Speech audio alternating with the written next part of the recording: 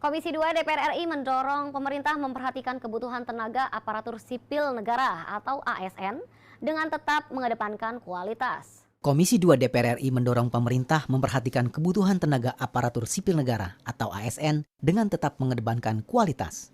Wakil Ketua Komisi 2 DPR RI Samsu Rizal menyampaikan beberapa poin yang menjadi pusat perhatian, diantaranya terkait kesejahteraan ASN, penghapusan komisi ASN, kebutuhan ASN di masa yang akan datang. Samsu Rizal menilai diperlukan solusi untuk menyelesaikan permasalahan, khususnya yang menjadi kendala dalam penerimaan ASN dan pengangkatan pegawai honorer.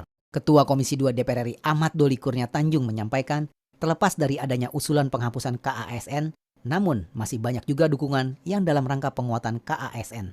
Nah, tinggal nanti kan bicara kewenangannya. Tadi kan sebetulnya yang disampaikan oleh Pak Menteri itu bahwa masalah soal kesejahteraan PNS, kemudian penanganan penyelesaian tenaga honorer itu kan domainnya pemerintah gitu kan. Pembahasan perubahan Undang-Undang ASN menjadi momentum untuk mengetahui grand design kebutuhan sistem, struktur, dan aparat birokrasi pemerintahan. Anggota Komisi 10 DPR RI menegaskan pemerintah tidak perlu ragu terkait besaran anggaran untuk formasi 1 juta guru P3K. Anggota Komisi 10 DPR RI Johar Arifin mengatakan pemerintah seharusnya tidak perlu terlalu mengkhawatirkan biaya yang dikeluarkan untuk formasi 1 juta guru pegawai pemerintah dengan perjanjian kerja atau PPPK. Menurutnya tenaga pendidik merupakan garda terdepan yang perlu diperhatikan kesejahteraan dan kualitasnya. Johar menambahkan, saat ini Indonesia masih membutuhkan banyak tenaga pendidik. Johar mendorong pemerintah tidak melihat pendidikan hanya sebatas kewajiban, melainkan investasi untuk peningkatan kualitas SDM Indonesia. Komisi 2 DPR RI menginginkan tenaga kerja honorer yang ada di Indonesia dapat diangkat menjadi aparatur sipil negara atau ASN. Dalam rancangan revisi Undang-Undang ASN tahun 2014, ada beberapa poin yang menjadi perhatian DPR. Salah satunya terkait kejelasan nasib tenaga honorer yang bekerja di institusi pemerintahan atau lembaga negara. Ditemui di Gedung Nusantara DPR RI Senayan, Jakarta, anggota Komisi 2 DPR RI Hugua mengatakan, pasca revisi Undang-Undang ASN, pegawai honorer di lingkungan lembaga negara harus diangkat menjadi ASN atau P3K, sehingga nasib para tenaga honorer sangat bergantung dengan hasil revisi Undang-Undang ASN ini. Berarti kalau memang itu maka semua tenaga honorer K2 maupun tenaga honorer harus diupayakan untuk di P3K kan? Kan begitu, ya. Kalau dia mau masuk dalam sistem pemerintah atau sistem negara, ASN. Anggota Komisi 2 DPR RI Aminur Rohman mengatakan pihaknya terus berupaya agar tenaga honorer dapat diangkat menjadi ASN dan P3K. Aminur Rohman menegaskan, solusi untuk menyelesaikan persoalan tenaga honorer di Indonesia adalah dengan cara merevisi Undang-Undang ASN tahun 2014. Salah satu cara untuk menyelesaikan honorer dan sebagainya dengan cara merevisi Undang-Undang ASN. Periode yang lalu belum selesai karena dibalik kan. Nah ini akan dikembalikan ke Komisi 2. Nah di Komisi 2 lah yang tahu persoalan-persoalan ini bagaimana harus diselesaikan. Komisi 10 DPR RI menyarankan para guru honorer yang sudah mengabdi lama perlu diafirmasi dan diangkat langsung menjadi pegawai pemerintah dengan perjanjian kerja atau PPPK. Ketua Komisi 10 DPR RI Saiful Huda mengatakan, Komisi 10 DPR RI telah menyampaikan berkali-kali terkait kebijakan PPPK yang semestinya diberlakukan khusus untuk guru di atas 35 tahun dan harus mempertimbangkan aspek pengabdian. Jika pengangkatan guru melalui jalur CPNS maupun PPPK dihapuskan, bisa menurunkan minat kalangan muda menjadi tenaga pendidik. Lebih bagus skemanya adalah pengangkatan bukan seleksi. Itu artinya seluruh guru yang mengabdi sudah 5 tahun, 10 tahun, 15 tahun sampai 20 tahun mendapatkan afirmasi dari pemerintah untuk diangkat langsung yang non kategori maupun yang masuk kategori K2 itu. Ketua Komisi 10 DPR RI Saiful Huda menilai skema pengangkatan guru yang berkali-kali ada tidak sesuai dengan kebutuhan sehingga perlu direvisi total. Bahkan skema PPPK dinilai belum tepat karena berpotensi guru bisa diberhentikan atau tidak diperpanjang lagi. Guru ini di masa yang akan datang tidak tambal sulam dan akhirnya dunia pendidikan kita yang menjadi korban. Komisi 10 DPR RI menyarankan pemerintah sebagai regulator maupun guru sebagai subjek memiliki komitmen bersama dalam hal pemerataan penempatan atau distribusi guru. Wakil Ketua Komisi 10 DPR RI Agustina Wilujeng Pramestuti mengatakan, setidaknya terdapat 2 faktor yang harus diperhatikan terkait pengangkatan guru dan tenaga kependidikan menjadi ASN. Ditemui di Gedung Nusantara 1 DPR RI, Wakil Ketua Komisi 10 DPR RI Agustina Wilujeng Pramestuti mengatakan, secara hukum dan peraturan ketatanegaraan, administrasi negara dan pemerintah memungkinkan adanya pengangkatan guru dan tenaga kependidikan menjadi aparatur sipil negara atau ASN. Menurut Agustina, terdapat dua hal yang harus diperhatikan terkait pengangkatan GTK honorer, yaitu kompetensi dan usia. 2009 sampai 2021 ini lama loh, 12 tahun loh. Kalau 12 tahun yang lalu mereka sudah jadi honorer, kan berarti usia mereka kan masih sangat boleh, ya kan?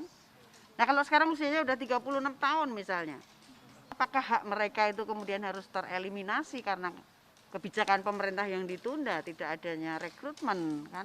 Ini yang harus disadari oleh teman-teman di eksekutif. Terus tidak hanya persoalan usia, Agustina mengatakan pengangkatan guru dan tenaga kependidikan honorer juga harus memperhatikan aspek kompetensi. Menurut Agustina, tes kompetensi diperlukan untuk penempatan GTK honorer yang sesuai dengan kemampuan masing-masing. tes kompetensi itu memang kalau menurut undang-undangnya iya harus, tetapi isinya adalah tidak untuk menggagalkan atau menerima. Kamu diterima atau tidak bukan itu, tapi mengukur kamu tuh di mana tempatmu. Guru apa? Guru olahraga, guru matematika, atau guru seni, atau guru sains. Adanya berbagai macam keinginan dari teman-teman honorer GTK untuk tidak menjalani tes kompetensi. Beberapa pendapat, yang pertama adalah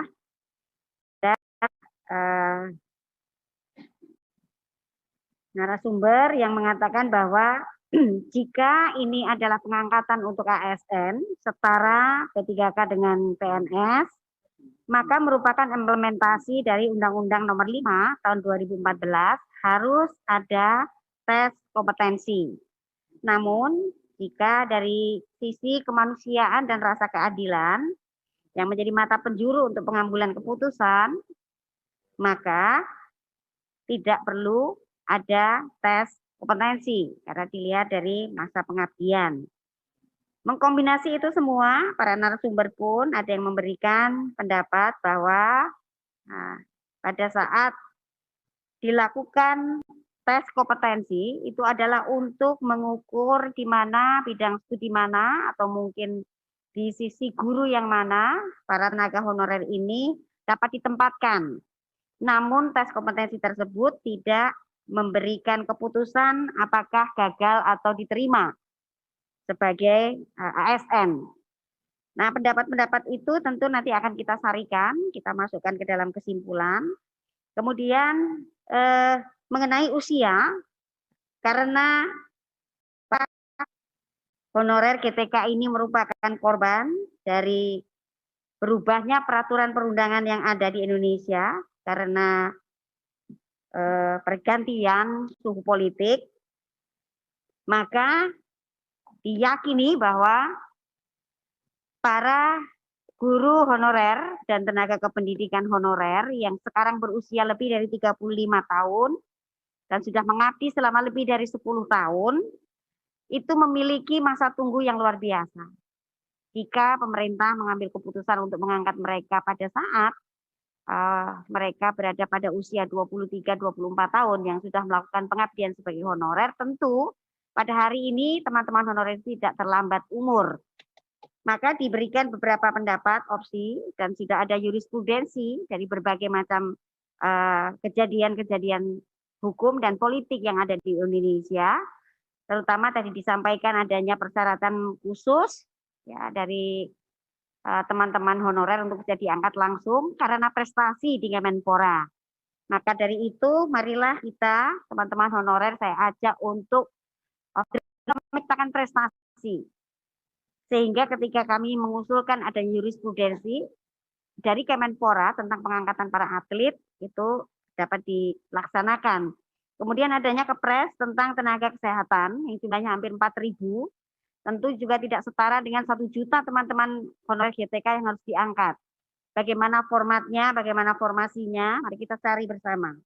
Sekali lagi kami ucapkan terima kasih yang tiada terhingga kepada Profesor Dr. Anna Erliana, Ibu Dr. Viviana Wisnaini SH MHum, kepada Bapak Dr. Andes Teguh Yuwono, M. Pol Admin, Ibu Dr. Kis Martini, MSI, dan Bapak Dr. Dian Puji N. Simatupang, SHMH, karena telah membantu Panja Komisi 10 dalam kurun waktu yang cukup lama